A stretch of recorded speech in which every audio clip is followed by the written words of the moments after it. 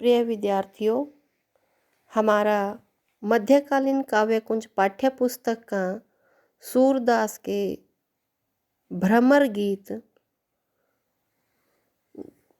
पद जो 2 बाकी थे उनको अब कर रहे हैं। पद इस प्रकार है। बिनु गोपाल बैरिन भई कुंजई, तब ये लता लगती अति शीतल, अब भई विषम ज्वाल की पुंजई।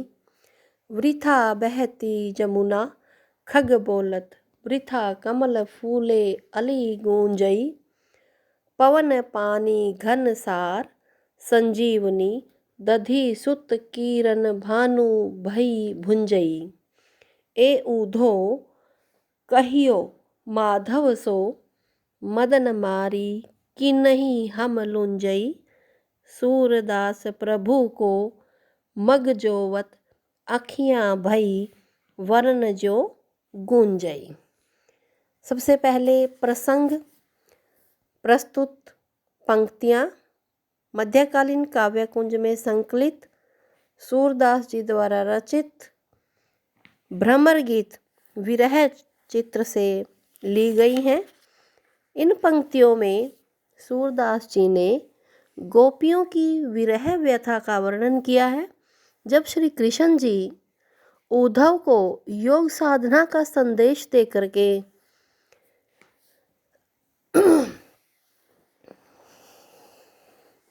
ब्रज में भेजते हैं तो गोपियाँ उनके उस योग संदेश से दुखी होकर के उसे उपालंभ देती हुई, उल्हाने देती हुई क्या कहती हैं? गोपाल के बिना बैरिन शत्रु बन गई हैं, कुंजई ये वाटिकाएं, यहाँ के बाग बगीचे श्री कृष्ण के बिना हमारे लिए शत्रु के समान हो गए हैं। तब अर्थात जब श्री कृष्ण जी यहाँ थे तो ये लता लगती अति शीतल, यहाँ की बाग बगीचे और लताएं बहुत ही शीतल लगती थी, मन को भाती थी। अब भई विषम ज्वाल की पुंजई, किंतु अब श्री कृष्ण जी के वियोग में हमारे लिए ये बाग बगीचे और लताएं ज्वाला का पुंज बन गए हैं। यह हमारे शरीर के लिए दाह अग्नि के समान हो गए हैं।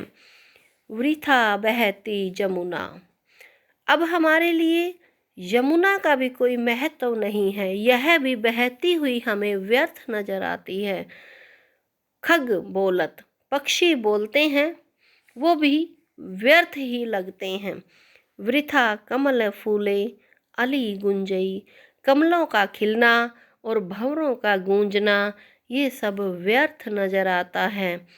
पवन पानी घनसार, पवन यानी कि वायु, जल, घनसार कपूर, संजीवनी दधि सुत, संजीवनी चंद्रमा की किरणें, ये सब भानु भई सूर्य के समान भुंजई भूनने वाली हो गई हैं। ए उधो हे उद्धव कहियो माधव सो, श्री कृष्ण जी से जाकर के कहना मदन मारी कि नहीं हम लुंजई, हम तो कामदेव की मार सह सह करके अपंग हो गई हैं। सूरदास प्रभु को मग जोवत, आँखियाँ भई बरन जो गुंजई। सूरदास जी कहते हैं कि गोपियाँ सूरदास के प्रभु श्री कृष्ण से कहती, कृष्ण जी को संबोधित करने के लिए उद्धव के माध्यम से कहती हैं, उनको कहना कि हम तो उनका रास्ता देखती देखती हमारी आँखियाँ थक गई हैं और ये जो आँखें हैं वह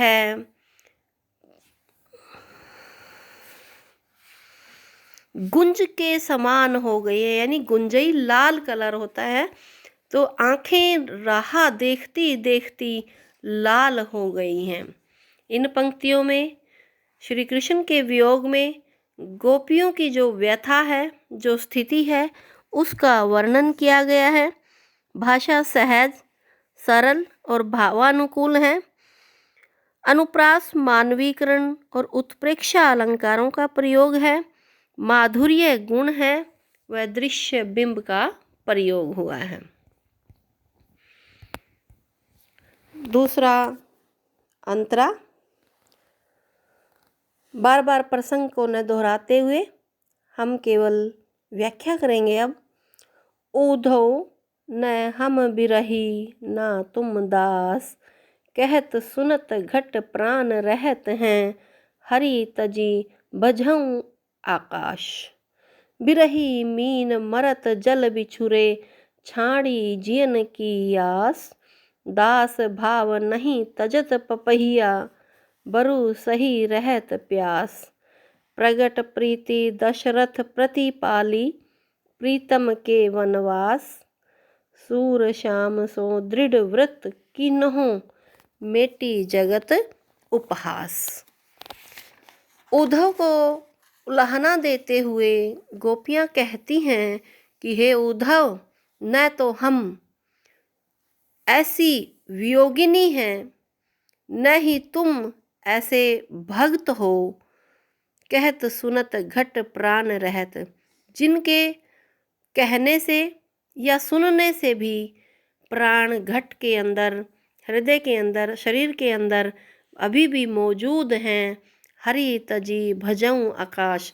जब ये कहा जा रहा है कि भगवान को छोड़ करके शून्य की उपासना करें, निरंकार को ध्याएं, कहने का भाव ये है कि जब किसी भक्त को यदि निराकारी भगवान को पूजने के लिए कहा जाता है और उसके स्वयं के भगवान को त्यागने की बात कही जाती है, तो ये सुन करके उसके वियोग में उसके प्राण निकल जाने चाहिए।